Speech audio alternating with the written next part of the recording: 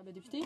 Aujourd'hui pour une question d'urgence de grande importance pour l'avenir du Canada. Je me demande à ce moment un débat de l'urgence. Au cours de la visite du Premier ministre en Chine au mois de février 2012, nous avons appris l'existence de l'accord entre le gouvernement du Canada et le gouvernement de la République populaire de Chine concernant la promotion et la protection réciproque des investissements, un accord lourd de conséquences pour la souveraineté, la sécurité et la démocratie du Canada. This agreement that we first learned Cet accord dont nous avons entendu parler en février pour la première fois, par la suite a été signé par le premier ministre au sommet de la PEC le 9 septembre, mais a été déposé à la Chambre des communes et c'est la première fois que les députés avaient l'occasion de voir le texte le 26 septembre. Il reste 20 jours, Monsieur le Président, ce qui veut dire qu'il reste en fait 18 jours de séance maintenant avant que le gouverneur en conseil prenne la décision automatiquement. Or, cela aura des répercussions considérables sur la souveraineté du pays.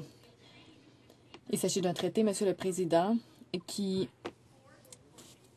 à force d'application légale, pendant 15 ans, si un gouvernement à venir veut se retirer de cet accord avec la Chine, puisqu'il ne s'agit pas d'un accord bilatéral, mais qui est surtout dans l'intérêt des Chinois, eh bien, si un gouvernement à venir donne un avis d'1 an pour se retirer de l'entente, c'est ce qu'il faut, un avis écrit avec un préavis d'1 an, tous les investissements chinois seraient protégés pendant encore 15 ans.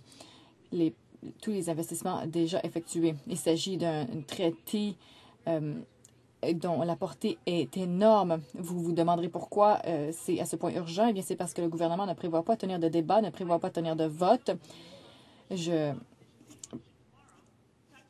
comprends que la motion de demain pourra parler d'un accord en particulier entre Sinuk et Nexen, mais ça n'a absolument rien à voir finalement avec les conséquences, les lourdes conséquences que pourrait avoir ce mandat qui vise à accroître l'investissement chinois au Canada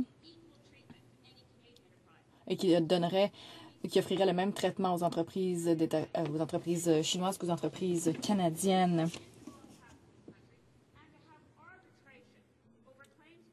Il y aura arbitrage secret lorsqu'il y a différend. La population ne sera pas mise au courant. Monsieur le Président, je suis tout à fait troublée par l'ampleur de cette motion qui ne sera pas présentée à la Chambre, mais au cabinet et qui liera les Canadiens pendant 15 ans. Les gouvernements fédéraux, provinciaux et les administrations municipales seront liés. Monsieur le Président, je vous implore d'accepter un débat d'urgence en cette Chambre sur la question. Honorable, je remercie la députée d'avoir soulevé la question. Je reconnais l'importance qu'elle accorde au dossier, mais je ne crois pas que cela respecte les critères établis pour qu'il y ait débat d'urgence.